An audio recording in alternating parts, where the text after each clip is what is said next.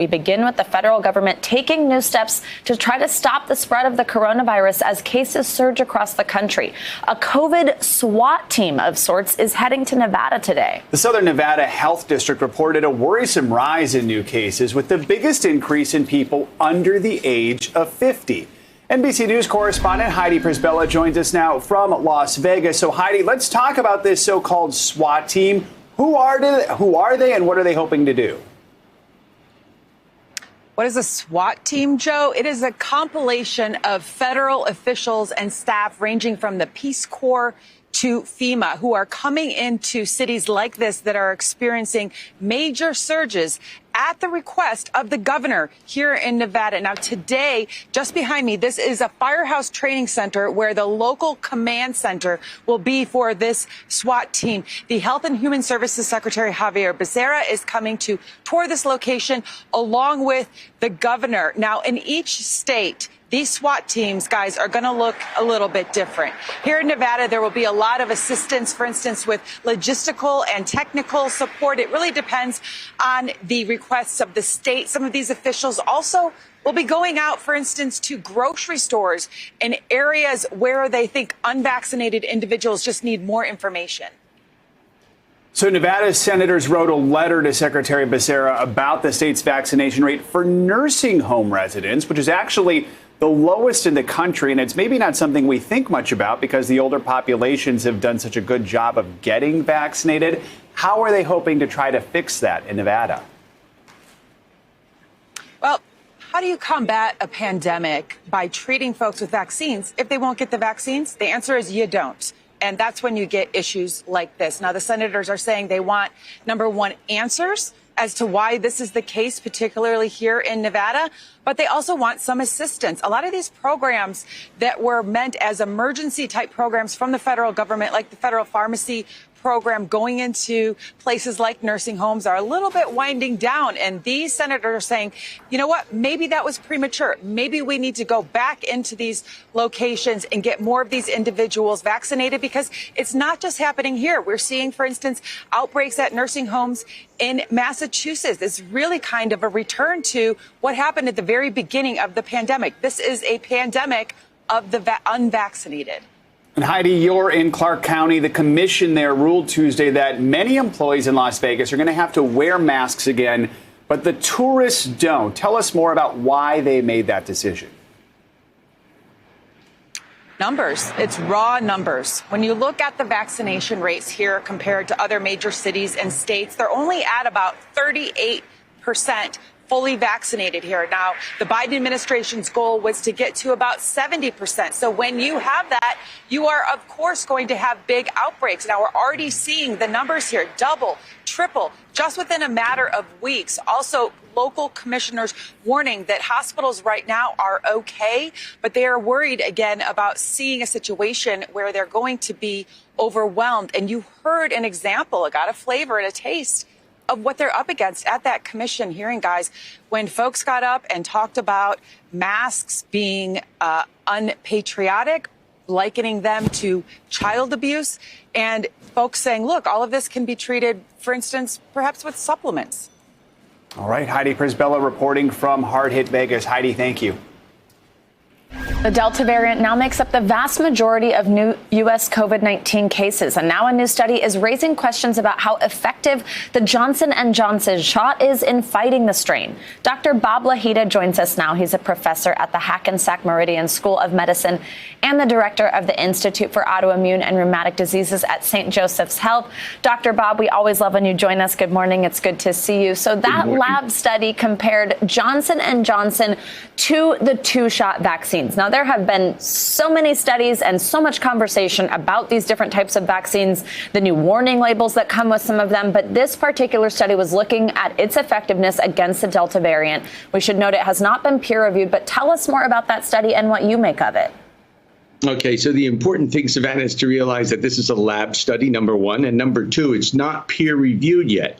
However, from the beginning, the J&J vaccine has always been a lot lower with regard to protection against the Delta variant when compared to Moderna and Pfizer. But it still has significant power, something like 60 to 70% protectiveness when one looks in vivo, that means in the patient, at protection against the Delta variant. So if you got the J&J vaccine, you could get infected, but you will not probably, now I say probably because there's exceptions to every rule, get sick and wind up in the ICU on a ventilator. Which is really the big thing here, even if you were to contract it again, not get such a serious case. So right now, the CDC is still saying that people do not need booster shots. A lot of the conversation around booster shots had been about those mRNA ones that people were going to essentially need a third. But does this lab study, any of the information here, any of the information about J&J change your mind on the need for a potential booster shot? No, at this time, Savannah, I don't think we're going to need a booster shot. I think that neutralizing antibody is what everybody's looking at. But again, there's also that thing called cellular immunity, which is very difficult to measure and which we get after the vaccine. The cellular immunity is probably the most powerful part of your immune response. And that is very difficult to measure. And we have that after these vaccines. All right, Dr. Bob, let's now talk about the other big news this week, which was kids and masks and their return to school. We heard President Biden say last night in this town hall that the CDC will probably recommend that kids under 12 wear masks at school. A reminder, the CDC has not changed its guidance whatsoever on this, but we did hear from this pediatric organization that said that they would recommend it. What would you tell parents with back to school just around the corner? In some places, it's just over a month away. Should kids under 12 be wearing masks every day at school? Well, the group, Savannah, that said this is the American Academy of Pediatrics. And the American Academy of Pediatrics is much, much more academic and much more directed towards children than the CDC or the WHO or any of the other organizations. They're suggesting, based on the fact that some children, very few, but nevertheless, it's as though it's rare, will get infected with the virus and may even die. And I've seen a couple of cases of that or reports of that recently. So wearing a mask is very important under the age of 12, since you can't get the vaccine yet at that age group. However, try to keep a 5-year-old wearing a mask for more than about 15 minutes. It's almost impossible, and you know that, and the pediatricians know that too. So this is the big dilemma as far as I see it. The good news is that kids don't get very sick when they get infected. Yeah, I mean, so far anyway, we do have reports coming up in our show about what we're seeing in hospitals right now with younger patients. Dr. Bob, we love having you. Thank you so much. It's great to see you.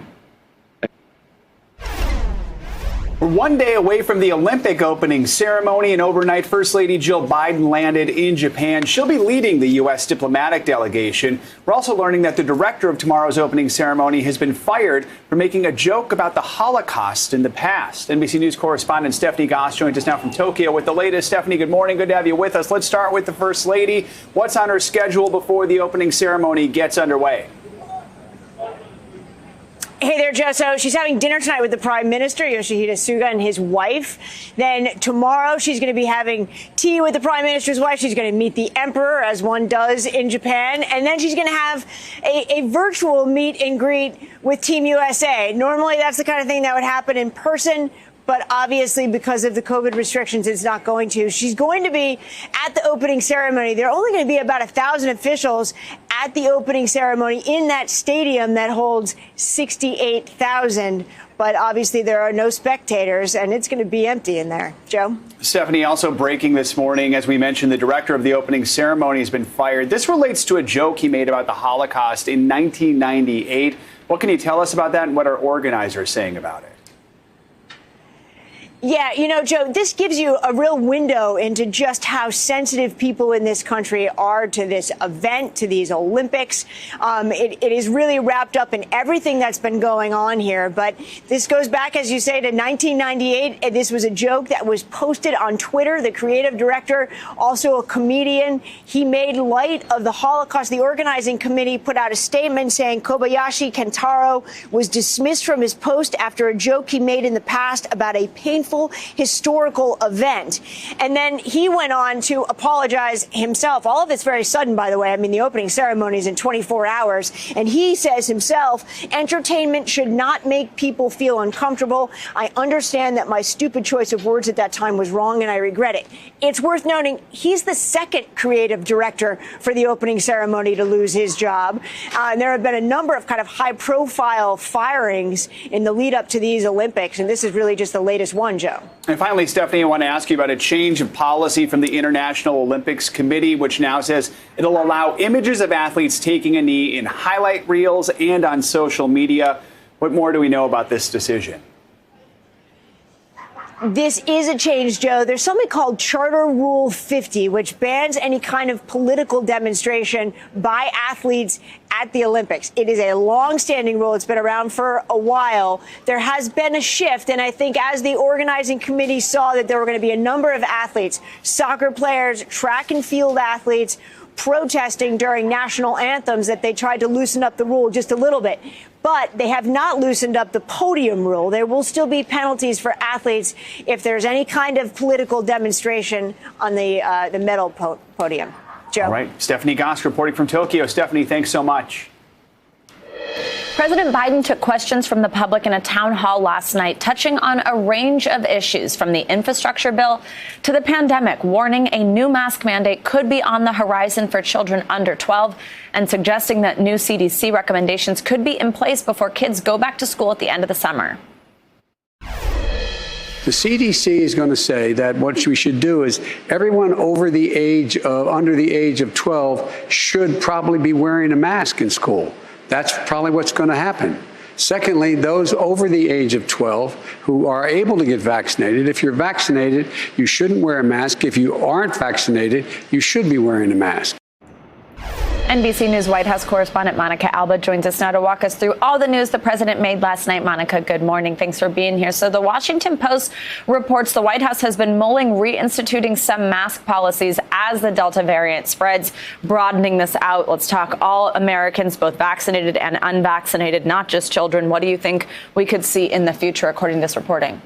Savannah, I'm told that these conversations have been happening throughout the course of the pandemic, which is that the White House is constantly consulting their health and medical experts to see whether any changes need to be made. And at this time, both the White House and the CDC put out statements on the record saying there is no intention of altering the mask guidance. But again, they're going to rely on the advice of these scientists. So right now, they are still saying if you are fully vaccinated, despite the rapid rise and spread of the Delta variant, you don't need to be wearing a mask. But this is a question that the White House is going to continue to get over and over again. And you did see the president last night in that town hall talk about kids specifically under the age of 12. And that's because, of course, they're not eligible to be vaccinated yet. So the CDC will say that people who aren't vaccinated are the ones who need to be a little bit more careful when it comes to face coverings. The question is, when you have people who are mixed together, vaccinated and unvaccinated, in giant congregate settings, should that guidance change? And that's something that the COVID team is going to be briefing the president on later this afternoon. And there's also going to be a COVID briefing where we hope to press some of these officials about if the situation is changing so dynamically, why shouldn't the guidance change? But again, right now they're pushing back and saying the Washington Post is reporting something that's extremely preliminary in this phase and nothing that at least is going to become real guidance, though we've all seen things can change very, very quickly. Yeah, certainly. Now let's switch over to infrastructure. So we've kind of got these two plans that are going on right now in Congress, one of them being this bipartisan plan that failed a key vote yesterday. Schumer had set this deadline. It did not actually pass, which is something we were expecting. But now the president is still remaining optimistic. We heard from him after that this infrastructure deal could pass the Senate with hopes for bipartisanship and not just relying on the reconciliation process to pass the bill without Republican support. Why is it that the president is still coming back to that bipartisan hope? And it was so notable last night, Savannah, because unprompted, the president brought up Ohio Senator Rob Portman. Of course, he was in his own backyard there, and he's a Republican who has been working on the bipartisan framework. And he said, essentially, I take him at his word, and I want to continue these negotiations in good faith. The White House was bracing for that procedural motion to fail yesterday. They believe, though, that by Monday or next week, that this really could be further along. But take a listen to why the president says he does still have that cautious optimism about this coming together from both parties. And what's going to happen is, I believe, because I take my Republican colleagues at their word when you shake. I come from a tradition in the Senate. You shake your hand, that's it. You keep your word. Remember, the last 4 years, we had infrastructure week every week. We didn't do a thing. But it's necessary. No, I really mean it. It's going to not only increase job opportunities, it's going to increase commerce. It's a good thing, and I think we're going to get done. Savannah, but there are still questions about what's going to go into that other part, the human infrastructure and the reconciliation bill. So that likely will take place more over the course of the next few weeks. But remember, this was the president's plan all along to pursue these on a two-track path. Yeah, exactly. All right, Monica, now I want to play some sound of the president head-on addressing conspiracy theories, QAnon, these theories about Democratic lawmakers, but also himself. First, let's listen to that. I don't care if you think I'm Satan reincarnated. The fact is, you can't look at that television and say nothing happened on the 6th.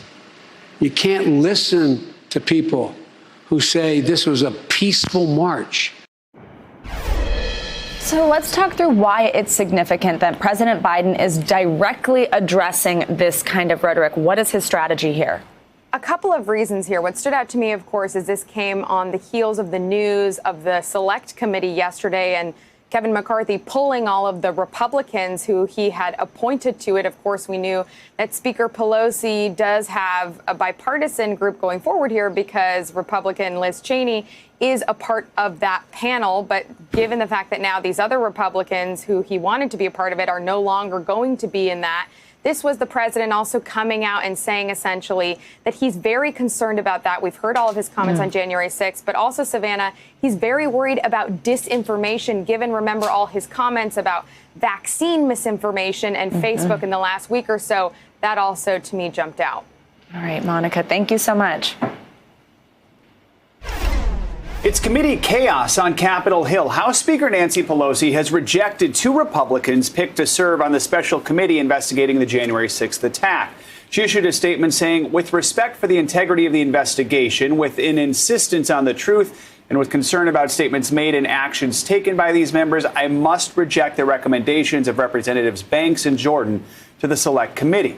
Minority Leader Kevin McCarthy blasted the Speaker's choice to deny 2 of his 5 picks. He appeared with all of them yesterday and threatened to pull all of his Republican picks for the committee. This represents something that has not happened in the House before for a Select Committee by the historian. It's an egregious abuse of power. Pelosi has broken this institution. Never in the history of this institution for a Select Committee, and she admitted to me when she called me, have they ever done something like this? Unless Speaker Pelosi reverses course and seats all 5 Republicans, we will not participate. Let's bring in NBC News Capitol Hill correspondent Leanne Caldwell. So, Leanne, we knew Speaker Pelosi had the power to do this. We just didn't know if she would. What more can you tell us about the meltdown surrounding this committee and what members are saying? Yeah, so, Joe, this was pretty shocking for us who cover Capitol Hill. We know that Speaker Pelosi was considering removing some of these members, but she ended up doing it. And the reason is because it's not about the fact that they voted to overturn the electoral count results on January 6th, but it has to do with other statements that they were making about leading into the election or leading into January 6th. Representative Jordan had met with the former president to talk about undermining the election results. And so those were the reasons. We also caught up with Representative Liz Cheney yesterday, and she had more to say about this. Let's listen. At every opportunity, the minority leader has attempted to prevent the American people from understanding what happened, to block this investigation. I agree with what the Speaker has done. Representative Cheney is one of Speaker Pelosi's members on this Select Committee, and she stands by the Speaker with this. So they are going to continue their work, and their first hearing is scheduled for for next Tuesday with rank-and-file Capitol Police and D.C. police officers, Joe. And it's looking like she may be the only Republican on that committee. Now, Leanne, that's not the only partisan problem right now. The foundation of the infrastructure bill started crumbling in the Senate yesterday. Monica Alba just talked about what happened from the president's perspective. From what you're seeing, is there still hope for a bipartisan compromise there? There seems to still be hope, even though 10 Republicans, it was what they needed in order to begin debate on this legislation to pass this vote, didn't show up and vote in favor of it. They opposed it. They do say, they put out a statement after that vote saying that they are extremely close. They've been working in good faith, and they expect to have an agreement within the coming days. And so they are encouraging Leader Schumer to bring this vote up again, perhaps early next week, when they say they're going to be done with their work. And so we will see where this goes. I don't think that this was a fatal blow to the bipartisan negotiations, but they still have to come together. And not only that, they have to get the support of 50 Democrats. They have to get the support of at least 10 Republicans. And they still have a lot of work to do, but they still have to finalize those details, Joe. All right. And Leanne, let's return to last night's town hall with President Biden. He waded back into a debate about Senate rules and the filibuster. Take a look. Tell you what I'd do. I would go back to that where you have to maintain the floor. You have to stand there and talk and hold the floor. You can't just say, I understand that. So what does it tell us that President Biden has been so vocally supporting the talking filibuster in this way? Well, Biden's agenda is resting on a large part on the filibuster and if it remains. So there's two separate debates. There's eliminating the filibuster, where there's some Democrats who want to do that. And then there's others who are talking about reforming the filibuster. And that's what President Biden was talking about. But the reality is that there's still not 50 Democratic senators in order to change those rules regarding the filibuster. But as things continue to get gummed up in the Senate, those conversations will continue. And it's a very, the reform filibuster faction of the Senate, they now have a powerful ally on their side in President Biden. All right. Leanne, thank you so much. Hey, NBC News viewers, thanks for checking out our YouTube channel. Subscribe by clicking on that button down here and click on any of the videos over here to watch the latest interviews, show highlights, and digital exclusives. Thanks for watching.